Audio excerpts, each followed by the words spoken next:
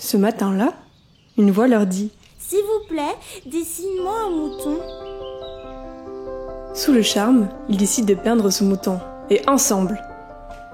Éléonore, 22 ans, indépendante et rigide, aime avoir les cheveux bien tirés et aligner ses pinceaux.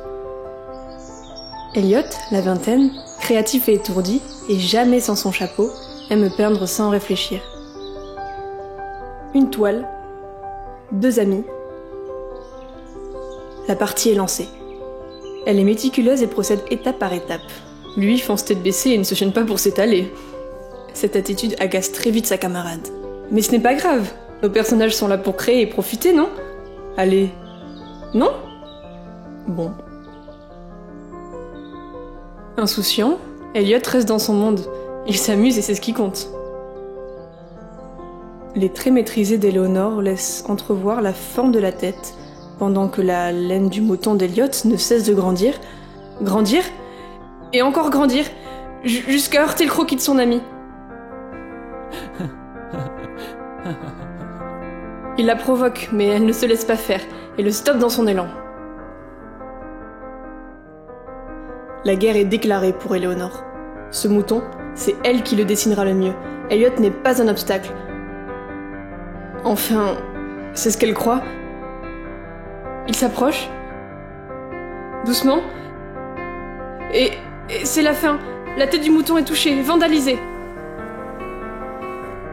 C'était le geste de trop. Éléonore saisit un pinceau et trace un trait, un mur. Une frontière entre leurs deux mondes qui ne peuvent coexister. Désormais, c'est chacun pour soi. Nos deux personnages se lancent dans une course à la créativité, dans le but de réaliser le plus beau mouton de tous les temps, le plus coloré, le plus épatant, le plus merveilleux mais surtout le plus unique. Du rose, clair, foncé, du blanc, du marron, des taches, des lignes, un brouillon, des détails, de la laine, un peu, beaucoup, passionnément, de la passion, de la rigueur, de l'ambition, de l'amour et...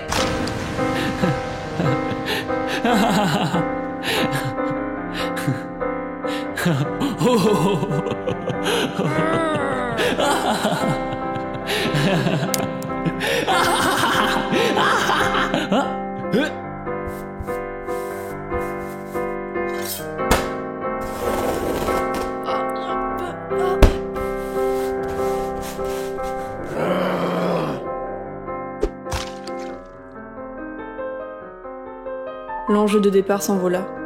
Éléonore et Elliot perdirent la raison. Ils ne pensaient maintenant qu'à ravager le travail de leur ennemi. Ils se battèrent encore et encore, sans prendre conscience de ce qu'ils auraient pu faire à deux. Seul leur souci de réussite importait à présent. Les coups ne cessaient de frapper, contre la toile, contre leur visage. C'était un fiasco. Cet individualisme prit le dessus et emporta tout sous son passage. Nous étions face à 2 enfants, aussi inconscients que malades. Ce mouton n'avait rien demandé et ressemblait désormais à...